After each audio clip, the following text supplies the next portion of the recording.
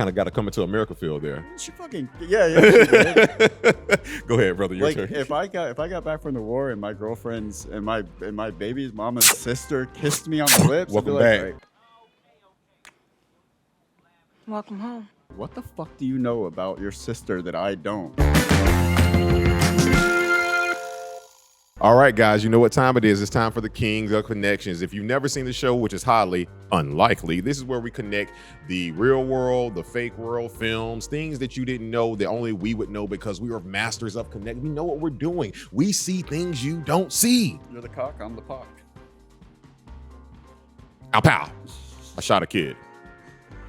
What are you doing? Just getting ready. I got like 10 connections. I'm just. Fuck. Mine very yours. I told you at the end of the beginning of season 2, don't smoke cigs, kids, and you're out here lighting them up like it's no tomorrow. Well, this is the Dead Presidents episode. Go for it. Everybody's smoking in that motherfucker. Yeah, you go for it. Lucky strike. Go I ahead. mean, Anthony wasn't in the beginning, but by two years in Vietnam, he came back. Hey, give me some squares, man. So, I guess I'll start. The first connection I have is the 53rd precinct. Mm-hmm. All the police officers in Dead Presidents are from the 53rd precinct, a fictional precinct that was also used in the television series Car 54, Where Are You, and 1975's Beretta. Fucking awesome. Now, Dead Presidents and Goodfellas. The connection is one of these films is considered a classic worldwide, and one of them isn't. But they both are really classics. And this is what I mean by it. You may be just thinking, oh, Tarian, oh, Mr. Royal. You're just saying that because you're black and they made a black film. This is not a black film. This is a great fucking film. And I'll tell you some of the things that kind of, are connected or similar between Dead Presidents and Goodfellas. Should I start with both stories center around a young man named Anthony?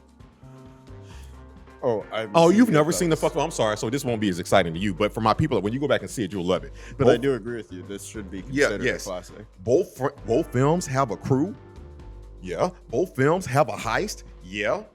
But only one film is talked about as a classic. And this is what I would like to call, and both films have a character named Spider. Guys, if you notice, again, from the cinematography to the writing to the acting I'm telling you, I challenge anybody, as much as he knows that I love Goodfellas. I love good film regardless. It doesn't matter who makes the fucking film. It can be The Simpsons. It can be Aliens. I don't care. Animals can make a fucking film. The School of Rock is another film about a group and that has a character named Spider. Yeah, kind of different feel though. Yeah, School of Rock. Yeah, no. But I am saying this is that both films are classic and they have very similar, maybe not setups, but the fact is that one of these films got buried is just, I got to be honest with it. I can see people who don't know anything. This is what the most beautiful thing about both these films is this. If you're not black, then this film brings you into that world and shows you not just the bad, it shows you the good, the bad, the ugly, everything that we dealt with. And just like Goodfellas, I'm not Italian, I'm not a mobster, but it brought me into their fucking world and it showed me things I did not know, and the good, the bad, and the ugly. And it didn't harp on like the black experience too much. No. That was like a side plot. It wasn't even a side because it was just their world. It was our world. It was our world. It wasn't anything obscure to us. The most that I picked up on like the black culture experience is like the sister, the actual sister, the sibling of his girlfriend. I can't remember Test her name. your might.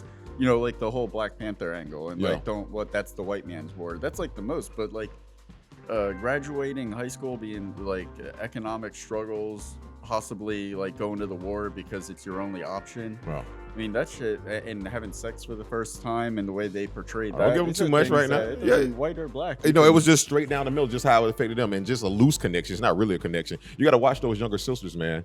Kind of got to come into America feel there. She fucking she did. Go ahead, brother. Your turn. If I got back from the war and my girlfriend's and my baby's mama's sister kissed me on the lips, Welcome I'd be like, back. right, Welcome home. what the fuck do you know about your sister that I don't? That you're feeling this comfortable enough to do this to me? What has she been doing while I've been gone? Sucking dick. Oh, fucking, what's his name? Cuddy? We'll get there. Go ahead, brother. This is... He's gone. I don't fucking even know his name. We'll get there. Okay, Taxi Driver. So did you notice when he gets back from Vietnam, the rear view mirror shot of the dude that's driving the taxi resembled Robert De Niro, and that was actually an homage to Robert De Niro's character in Taxi Driver. I did not know that, but I would say this is that there were a lot of homages given in this film. That's very good. That was very good. Give me another one. I did not notice that. Sopranos. Michael Imperioli, of course, he plays D'Ambrosio. D'Ambrosio, am I getting that right?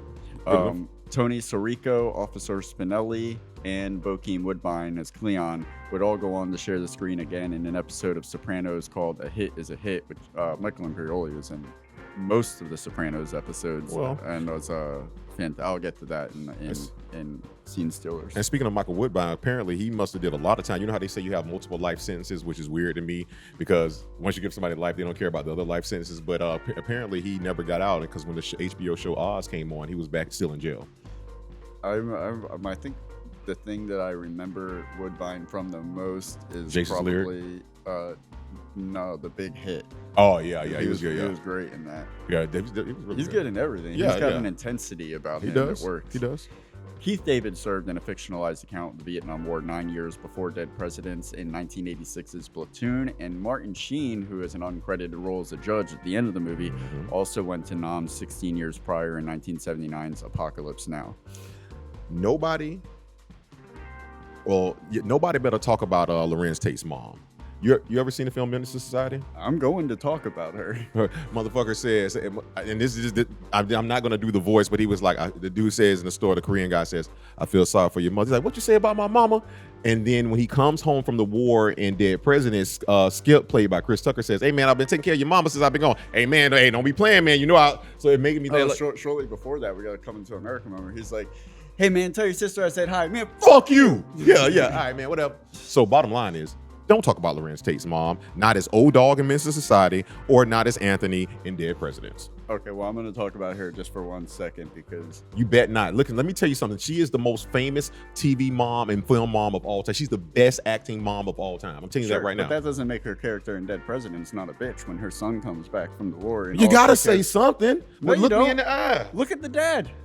He was happy as fuck. You don't say anything. He said he needed some space. So what are you gonna do? What are you on that? They're coming back from. Well, a lot of them guys got hooked on them drugs. She was talking about Skip. I'm cool, baby. I'm a split. Like, yeah, she really was. Yeah, she really was. He has been going to see her mom. Yeah. He hasn't been. She's been going to check up on him. Yeah, man. But, let him fucking eat one warm meal before. I think he had 4 warm meals. How he was eating like Major Payne and fucking. Well. Yeah, so she just kind of rubbed me the wrong way in that moment. And it's like... She's a fucking saint. Don't you say anything bad about her. That's fucking Will... Dorothy Mantooth is a saint. You keep his mom's name out your fucking mouth.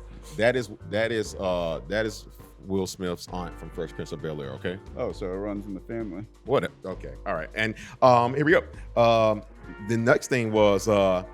I connected Skip, who played by Chris Tucker. He, at the beginning of the film, he explains that pimping runs in his family, and he's not lying because years later, as he's in Money Talks as Franklin, he says while he's in jail, "Man, I had 5 of my finest hoes, man." And I'm pimping down the car.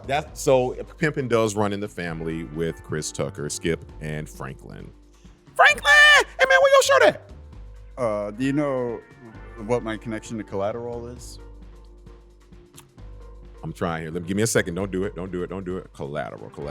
I was going to say a black man driving a white man around in the car, but that's not correct. It's close. When Kirby takes... That's the old boy in the back and he has the pyromaniac? Well, no. That's another funny part. But when he takes Anthony on the run... Oh, yeah.